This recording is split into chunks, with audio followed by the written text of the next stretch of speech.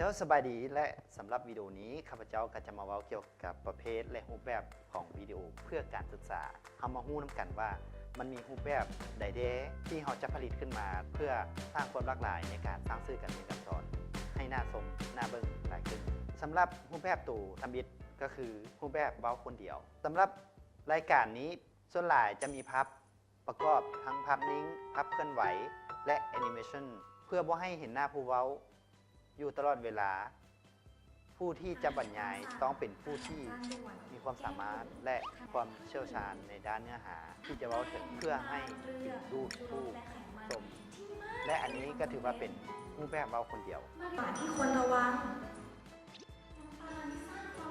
และต่อมาก็เป็นรูปแบบสนทนาสำหรับรูปแบบสนทนาก็เป็นการที่มีพิธีกรและก็ผู้ที่มาร่วมรายการถ่ายทำมาเว้ามาลมกันอาจจะตั้งประเด็นปัญหาเพื่อสนทนากันแล้วให้ผู้ฟังได้ความรู้ได้ข้อคิดเอาไปคิดแล้วก็กลายเป็นความรู้ที่ซื่อออกมาจากวิดีโอจากคุณฟูจิก่อนเพราะว่าอย่างคุณฟูจิเนี่ยนอกจากจะเป็นเจ้าของสถาบันสอนภาษาแล้วก็ทำรายการดูให้รู้มีหลายตอนเลยที่ทำให้เราได้เห็นถึงการเรียนการสอนที่ญี่ปุ่นมีความเหมือนหรือความต่างกับของไทยยังไงบ้างคุณฟูจิเท่าที่เคยได้สัมผัสก็คล้ายกันครับคือว่าสอนให้เด็กเป็นคนดีสอนให้เด็กขยันแต่ว่าก็มีความแตกต่างคือว่าคุณครูจะปล่อยให้เด็กอยู่กันเองแต่อยู่กันเองแบบว่ามีระบบนะฮะและต่อมาก็เป็นรูปแบบอภิปรายสำหรับรูปแบบอภิปรายก็เป็นการตั้งประเด็นปัญหามาคือกันในการอภิปรายอาจจะใช้1-2 คนเพื่อหยิบยกปัญหาเรื่องนึงขึ้นมาแล้วอภิปรายหรือว่าบรรยายเกี่ยวกับเรื่องนั้นให้มีความเข้าใจกระจ่างแจ้งขึ้นเพื่อตอบปัญหาที่คาใจอันนี้ก็เป็นวิดีโอที่นิยมอีกแบบหนึ่งคนเด็กก็บอกว่าคนโง่มีมากมายคนฉลาดมีน้อยแล้วคุณจะยอมเป็นคนส่วนน้อยหรือคนส่วนมากล่ะคะคนส่วนน้อยที่โง่นะคะผมอยากจะบอกเลยว่าคนโง่จะขยันอย่างความขยันจะเป็นบ่อเกิดแห่งความสำเร็จเข้าใจไหมครับซึ่งความขยันจะทำให้เรามีความเชื่อมั่นได้สูงขึ้นนะครับทำให้เราเกิดการลงมือทำครับมีความเชื่อมั่นในตัวเองสูงและทำให้เราเกิดการและต่อมาที่เป็นที่นิยมก็คือวิดีโอในรูปแบบสัมภาษณ์สำหรับวิดีโอในรูปแบบสัมภาษณ์นี้เป็นการเอานักเรียนหรือว่าผู้ที่มีผลงานดีเด่นมาสัมภาษณ์เพื่อเป็นแรงจูงใจหรือว่าเป็นไอดอลเวลาก็คือตอนนี้ทำงานกับ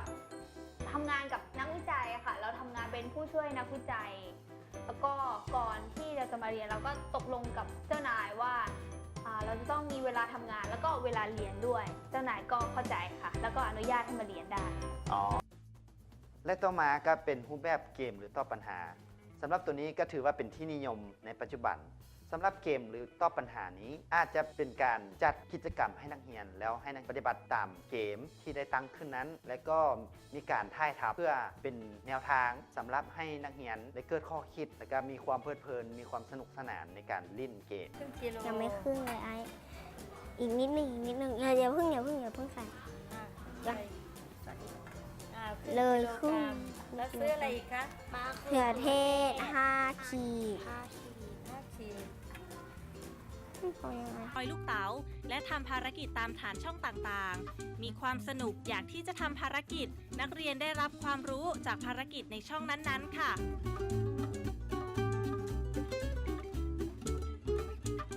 สำหรับวิดีโอนี้ก็คือเป็นเกมที่ฝึกให้นักเรียนสามารถอ่านภาษาฝึกเขียนภาษารวมทั้งการคำนวณอันนี้ก็ถือว่าเป็นเกมที่สอดแทรกเนื้อหาที่ให้นักเรียนมีข้อคิดสามารถคิดเลขได้มีความสามารถในการเฮ็ดเวียกเป็นทีมช่วยเหลือกันต่อมาก็เป็นรูปแบบสารคดีสำหรับวิดีโอรูปแบบนี้ก็ถือว่าเป็นที่นิยมเช่นเดียวกันเนาะในรูปแบบสารคดีนี้เป็นการไปเก็บกับข้อมูลมาเพื่อหรือว่าไปถ่ายทำมาเพื่อแสดงให้เห็นถึงยกตัวอย่างการไปถ่ายทำสารคดีสำหรับเด็กน้อยอนุบาลว่าชีวิตเป็นอยู่เขาเป็นแนวใดแล้วการเรียนของเจ้าเรียนแบบใดครูสอนแบบใดตัดเล็กๆคือเด็กทุกคนจะมีหน้าที่มาโรงเรียนแล้วเนี่ยจะต้องมาทำอะไรก่อนมาช่วยกันเช็คชื่อก่อนช่วยคนดูว่าใครมาสายใครป่วยไปแจ้งอาจารย์มีกิจกรรมหลายอย่างที่เด็กเนี่ยจะต้องทำรดน้ำต้นไม้แล้วก็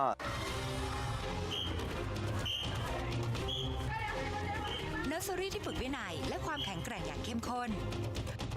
สวัสดีเสียงดังตั้งตรงเป๊ะวิ่งเต็มฝีเท้าทนหนาวสุดๆหรือ และต่อมาก็เป็นรูปแบบละครหรือว่ารูปแบบหนังสั้นในรูปแบบนี้ก็ถือว่าเป็นที่นิยมแล้วก็หลายคนก็มักติดตามมักเบิ้งอาจจะสร้างเรื่องราวยกเคสปัญหาขึ้นมาปัญหาหนึ่งแล้วก็แสดงตามบทละครตามบทที่เราได้สร้างขึ้นนั้น เพื่อสื่อความหมายบ่จำเป็นต้องมาอธิบาย have a pen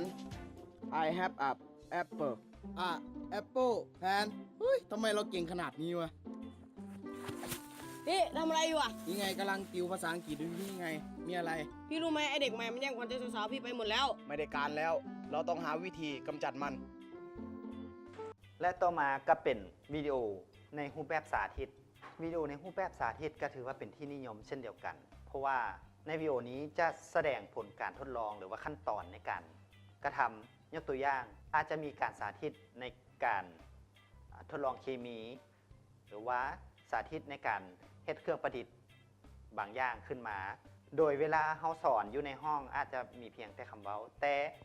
ในการเฮ็ดวิดีโอขึ้นมานี้ ผู้ชมจะสามารถเห็นขั้นตอนและวิธีการไปพร้อมๆกัน พร้อมด้วยคำอธิบายไปพร้อมๆกัน อันนี้ก็เป็นรูปแบบที่ใช้กันหลาย สบู่นะครับลงไปในขันที่มีน้ำนะฮะโอเคจะใช้น้ำแข็งแห้งของเรานะฮะเทลงไปเลยครับเทลงไว้ให้หมดเลยนี่ครับดูนี่สิครับอ๋อและต่อมาก็เป็นประเภทรายการถ่ายทอดสดสำหรับตัวนี้ก็ถือว่านิยมหลายปัจจุบันดังที่เราเห็นไลฟ์สดผ่าน Facebook ไลฟ์สดผ่าน YouTube ซึ่งมันเป็นช่องให้ทุกคนสามารถเอาวิดีโอที่ตัวเองสร้างนั้นพูบหรือว่าไปอัพโหลดขึ้นเพื่อแชร์ทางโซเชียลมีเดียได้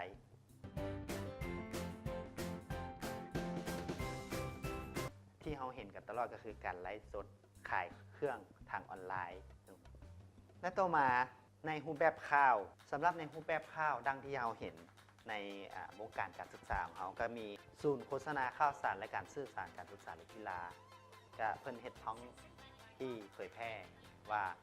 ระบบการศึกษาหรือการเรียนของเขาผลงานดีเด่นการมอบใบประกาศแล้วทีนี้ถ้าภายในโรงเรียนมีนักเรียนดีๆประดิษฐ์สิ่งนั้นสิ่งนี้ขึ้นมามีผลงานที่ดีเด่นนี่ก็สามารถสร้างเองได้ วิหารธุรกิจจัดพิธีสรุปการเรียนการสอนศกเรียน 2016-2017 และรูปแบบต่อมาก็คือเป็นรายการรูปแบบจำลองท่านอาจจะสงสัยว่ารูปแบบจำลองมันเป็นแนวใดก็คือเป็นการที่สร้างมาจากโปรแกรม 3D เพื่อจำลองเหตุการณ์นั้นขึ้นมาที่เกิดมาแล้วซึ่งบ่สามารถที่จะหวนคืนไปเห็นภาพจุดนั้นได้ก็ต้องมีการใช้เทคโนโลยี 3D ขึ้นมาช่วยในการสร้างดังวิดีโอที่ท่านเห็นสามารถจะกดทับในบริเวณคอได้พอดีจังหวะนั้นนะครับคุณพ่อคุณแม่ของน้องปันก็คาดว่ามือน้องปันน่าจะไปโดนปุ่มปิดกระจกอีกครั้งหนึ่งนะคือมือเนี่ยอาจจะอยู่ในบริเวณจุดเดิมอยู่ตอนกดเปิดแล้วก็เอาหัวขึ้นไปหลังจากนั้นมือไม่ได้ละออกยังคงอยู่จุดเดิมและอาจจะอยากเปิดให้กว้างขึ้นแต่มันดันกดตรงกันข้ามและต่อมาเป็นรูปแบบตัววาดในรูปแบบตัววาทีนี้ก็เป็นวิดีโอที่สามารถสร้างมาเพื่อแก้ไขข้อข้องใจมันจะสามารถซื้อออกมาได้จากหลายๆคน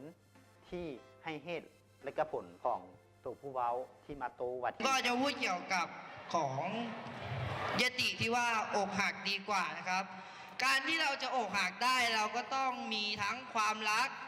แล้วก็จะมีทั้งคนที่เรารักมีคนที่รักเรานะครับคุณรู้ไหมครับคำว่า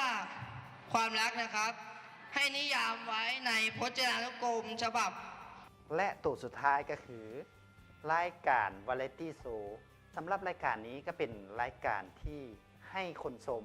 เบิ้งแล้วมีความเพลิดเพลินอาจจะบ่ต้องมีการใช้หลักการจนหลายเกินไป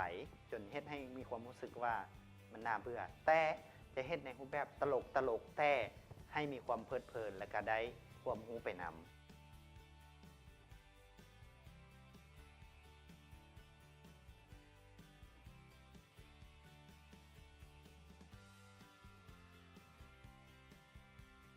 เจ้าและที่ได้เว้าไปนี้เป็นรูปแบบวิดีโอเพื่อการศึกษา ท่านสามารถประยุกต์ใช้ให้ผู้ชมหรือว่านักเรียนเบิ่งแล้ว มีความประทับใจอยากเบิ่งอยากชมท่านลองเอาไปประยุกต์ใช้ลองเบิ่งว่าจะผลิตในรูปแบบใด